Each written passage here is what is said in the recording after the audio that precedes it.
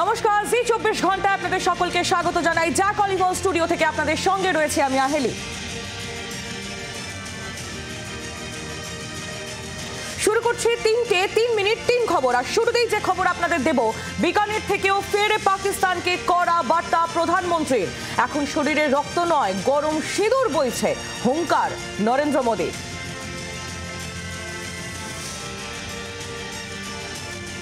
22 तारीख के हमले के जवाब में हमने 22 मिनट में आतंकियों के 9 सबसे बड़े ठिकाने तबाह कर दिए।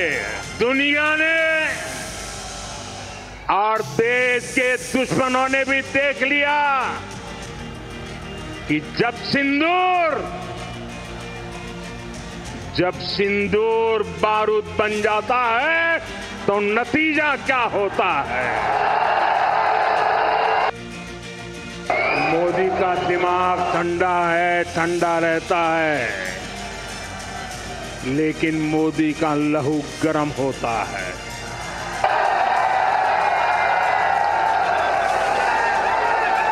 और अब तो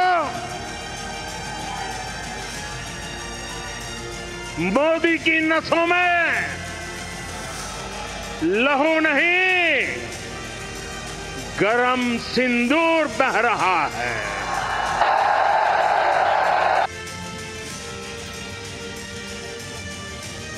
পরমাণু হামলার ভয় ভারত পায় না, বিকানিরে ফের একবার তোপ প্রধানমন্ত্রী নরেন্দ্র মোদী। दूसरा, एटम बम की गीदड़ बप्पियों से भारत डरने वाला नहीं है। और तीसरा, हम आतंक के आकाओं और आतंकी सरपरस्त सरकार को अलग अलग नहीं देखेंगे, उन्हें अलग अलग नहीं देखेंगे, उन्हें एक ही मानेंगे।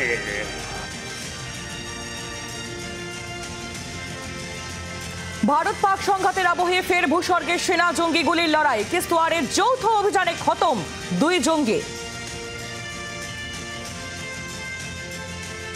পহেলগাঁওয়ের বৈশারণ ভ্যালিতে জঙ্গি হামলার 1 মাস, আর এখনও ধরা পড়েনি জঙ্গিরা। যে জঙ্গিরা 26 জন নিরীহ পর্যটককে রক্তাক্ত করে খুন করে চলে গিয়েছে, কোথায় লুকিয়ে রয়েছে তারা? নিরাপত্তা রক্ষীরা মনে করছেন যে জঙ্গিরা লুকিয়ে রয়েছে পীর পাঞ্জালের গভীর পাহাড়ের গভীর জঙ্গলে, এবং এই জঙ্গলগুলি জঙ্গিদের আশ্রয় হয়ে উঠেছে। আর সেই কারণেই গত কয়েকদিনে পুলওয়ামা সহ ত্রাল সহ বিভিন্ন জায়গায় জঙ্গি নিকেশ অভিযান চলছে। ইতিমধ্যেই 6 জন জঙ্গি নিখোঁজ হয়েছিল, আর বৃহস্পতিবার কিস্তওয়ার জঙ্গলে আরও 2 জঙ্গি নিকেশ হয়েছে। মনে করা হচ্ছে বেশ কয়েকজন জঙ্গি এখনও লুকিয়ে রয়েছে জম্মু রিজিয়নের এই কিস্তওয়ার জঙ্গলে।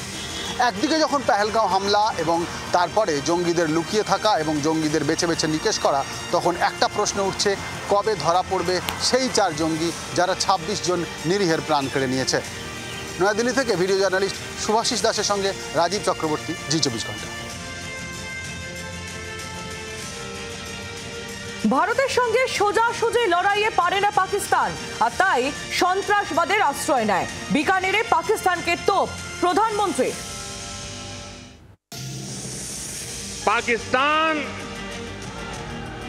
भारत से कभी सीधी लड़ाई जीत ही नहीं सकता। जब भी सीधी लड़ाई होती है तो बार बार पाकिस्तान को मुंह की खानी पड़ती है। इसलिए पाकिस्तान ने आतंकवाद को भारत के खिलाफ लड़ाई का हथियार बनाया है। ভারতীয় সেনার পরাক্রম, পাকিস্তানের পিটটান। জি24 ঘন্টার হাতে এক্সক্লুসিভ ভিডিও। 9 মে সকালে অপারেশন সিঁদুরে আইএসআই এর ভবন উড়িয়ে দেয় বিএসএফ।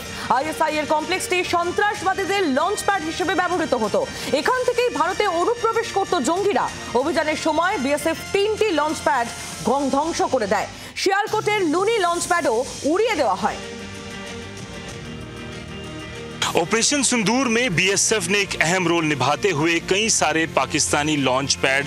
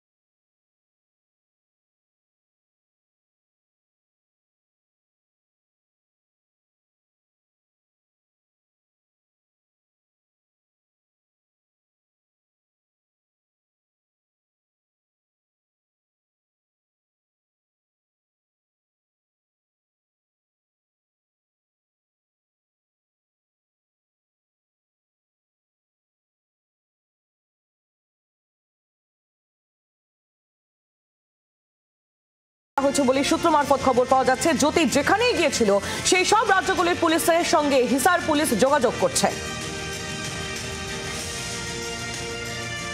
জ্যোতি মালহোত্রাকে ফের 4 দিনের পুলিশ হেফাজতের নির্দেশ দিল আদালত। এদিন পুলিশের তরফ থেকে আবেদন জানানো হয় যে জ্যোতি মালহোত্রা এই যখন ভারত এবং পাকিস্তানের মধ্যে অশান্তির ঘটনা ঘটছিল সেই সময় লাগাতারভাবে পাকিস্তানি ইন্টেলিজেন্স অফিসারদের সঙ্গে যোগাযোগে ছিল। কেন তিনি যোগাযোগ রাখছিলেন, তার মোবাইল ফোনের যাবতীয় ডিটেলস খতিয়ে দেখা হচ্ছে, তার ব্যাংকের ডিটেলস খতিয়ে দেখা হচ্ছে এবং সেই বিষয়ে আরও জেরা করা প্রয়োজন। অন্যদিকে কুরুক্ষেত্রের বাসিন্দা হারকিরাতকেও লাগাতারভাবে জেরা করছেন তদন্তকারী অফিসাররা। মূলত এই হারকিরাত ভিসা পরিষেবার সঙ্গে যুক্ত ছিল, তার মাধ্যমে কতজন ভারতীয় পাকিস্তানের ভিসা পেয়েছেন সেগুলো জানার চেষ্টা হচ্ছে। একই সঙ্গে এই হরিয়ানা পুলিশ বিভিন্ন রাজ্যে এই জ্যোতি মালহোত্রা যে ঘুরে বেরিয়েছেন, বিশেষ করে পশ্চিমবঙ্গ সহ বিভিন্ন যে রাজ্যে গিয়েছেন সেখানকার পুলিশের সঙ্গে যোগাযোগ করছে। তার এই সফরকালে কোথায় কোথায় গিয়েছেন, কাদের সঙ্গে দেখা করেছেন সেই বিষয়ে জানার জন্য ক্যামেরা পার্সন অরিন্দমের সঙ্গে পিয়ালি মিত্র, জি24 ঘন্টা, Kolkata.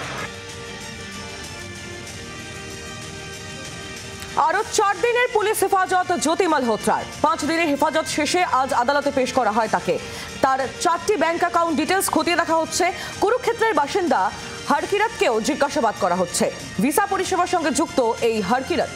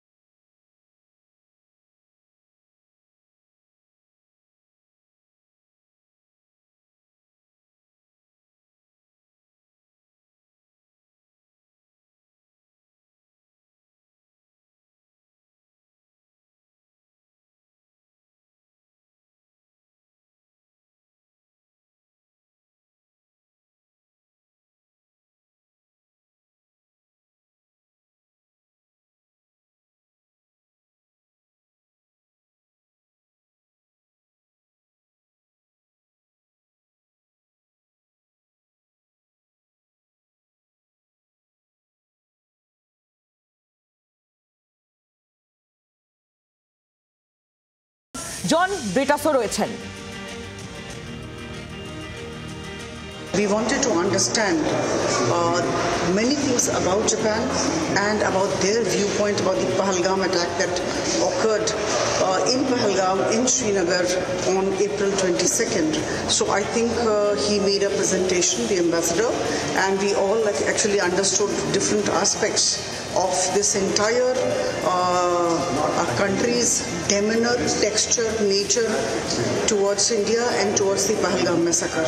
So that was it. So after learning, after understanding, we are on the move and we will be going to different offices. We will be meeting the foreign minister. It's likely that we'll be meeting him or his deputy. And then there is a series of meetings with different officials from the government. And I'm sure it's going to be very fruitful. I'm very optimistic and confident. পাকিস্তানের পর্দাফাঁস করতে বিদেশে ভারতের সাংসদদের আরও একটি দল পৌঁছলো আবুধাবিতে। এই দলের নেতৃত্বে রয়েছেন শিবসেনা সাংসদ শ্রীকান্ত শিন্ডে।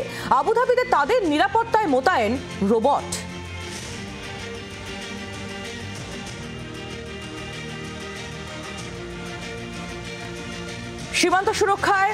সীমান্ত এলাকায় সুরক্ষা নিয়ে পুলিশকে সতর্ক বার্তা মুখ্যমন্ত্রী মমতা বন্দ্যোপাধ্যায়। অনেক বাইরের লোক এ রাজ্যে ঢুকছে, অসম সহ ভিন রাজ্য থেকে লোক ঢুকছে এ রাজ্যে, বাইরে থেকে কোনো জঙ্গি যাতে শেল্টার নিতে না পারে। গতকাল উত্তরকন্যায় প্রশাসনিক বৈঠকে পুলিশকে সতর্ক বার্তা মমতা বন্দ্যোপাধ্যায়। সীমান্তবর্তী জেলার এসপি, আইসি, ওসিদের সতর্ক থাকার নির্দেশ। আমি শুনছি অনেক বাইরের লোক, কেউ আসাম থেকে, কেউ ইধার থেকে, কেউ উধার থেকে, বিভিন্ন লোক বিভিন্ন এলাকায় ঢুকে এমনকি আমাদের সমর্থকের কাছেও তার নাম্বার, তার প্যান কার্ড নাম্বার, তার আধার কার্ড নাম্বার, তার ফোন নাম্বার, সে কি করে তার ডিটেলস নিয়ে চলে যাচ্ছে অফিসারদেরও। আমি পুলিশকে বলবো, বি অ্যালার্ট, বাইরে থেকে কোনো জঙ্গি যেন কোথাও গিয়ে শেল্টার নিতে না পারে। আর তেমনি যারা মানুষকে মিথ্যে কথা বলে মানুষের জিনিসপত্রগুলো হাতিয়ে নেওয়ার চেষ্টা করছে, অথরাইজড লোক ছাড়া, বুঝতে পারছেন আমি কি বলছি, কেউ কাউকে কোনো ডিটেলস দেবেন না। সীমান্ত এলাকায় সুরক্ষা নিয়ে বার্তা মুখ্যমন্ত্রীর, এবং তার এই বার্তা সামনে আসার পরই কটাক্ষ সুকান্ত মজুমদারের। মুখ্যমন্ত্রীর বিলম্বে বোধোদয় হয়েছে বললেন বিজেপির রাজ্য সভাপতি। আমরা তো বরাবর বলে এসেছি, মুখ্যমন্ত্রীর এখন বিলম্বিত বোধোদয় হয়েছে। তার কারণ হচ্ছে মুখ্যমন্ত্রী জানেন যে দেশের পরিস্থিতি যদি এইভাবে পরিবর্তিত হয় তখন কেন্দ্র সরকার একটা কড়া সিদ্ধান্ত নিতে বাধ্য হবে। দেশের স্বার্থের সাথে বেইমানি করা বা দেশের স্বার্থের সাথে কম্প্রোমাইজ করা আমরা কোনোদিন মেনে নেব না।